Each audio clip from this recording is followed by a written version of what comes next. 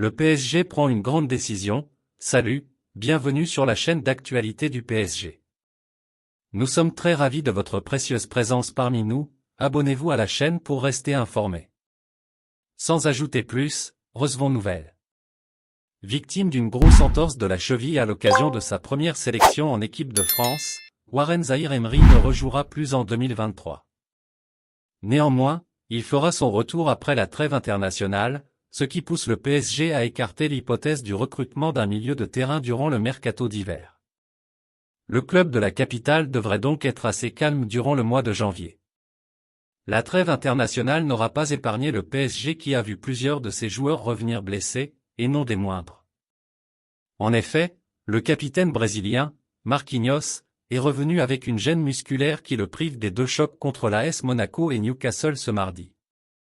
C'est encore un peu plus grave pour Warren Zaïre-Emery, victime d'une grosse entorse de la cheville lors de la démonstration de l'équipe de France face à Gibraltar, 14-0, à l'occasion de sa première sélection en bleu.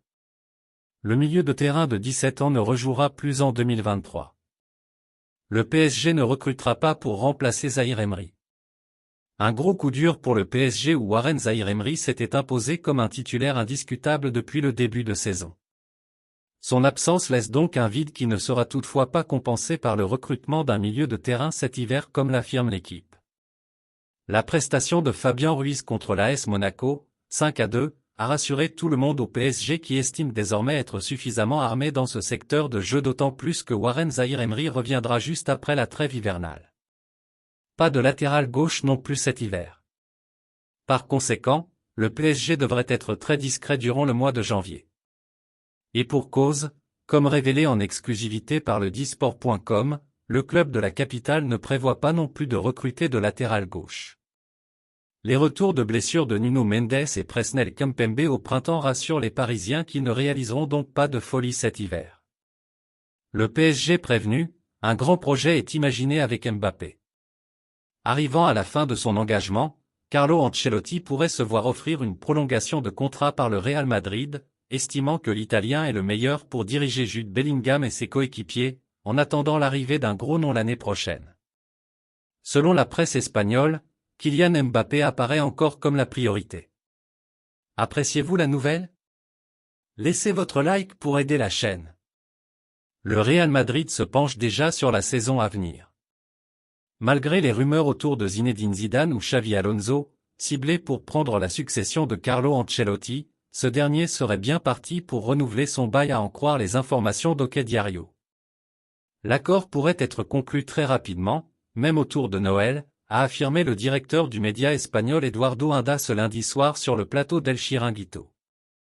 Le Real Madrid a confiance en Ancelotti et souhaite ainsi le récompenser de son travail avec un nouveau contrat, mais pas seulement.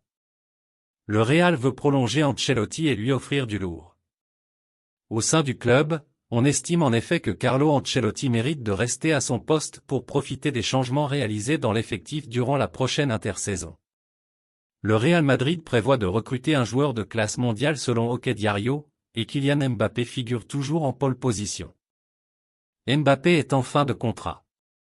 Le contrat de l'attaquant du PSG arrive à expiration au terme de la saison, de quoi lui permettre de s'engager avec le club de son choix. Le Real Madrid parviendra-t-il enfin à ses fins? En plus de Mbappé, les Merengues lorgneraient toujours Erling Haaland, Manchester City.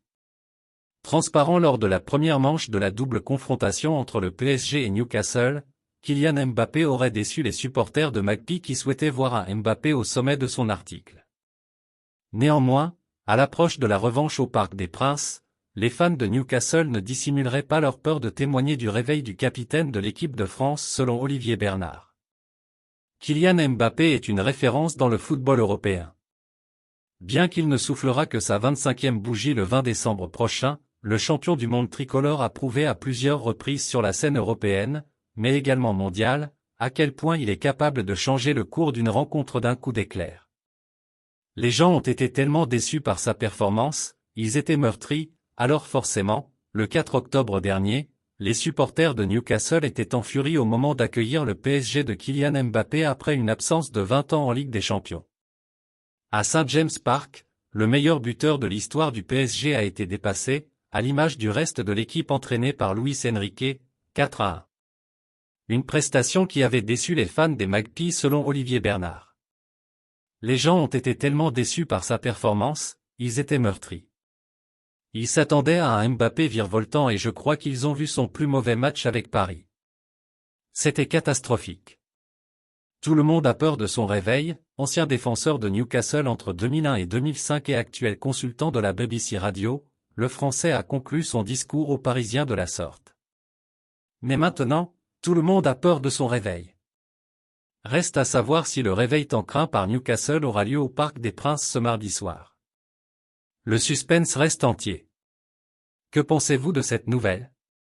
Donnez votre avis dans les commentaires.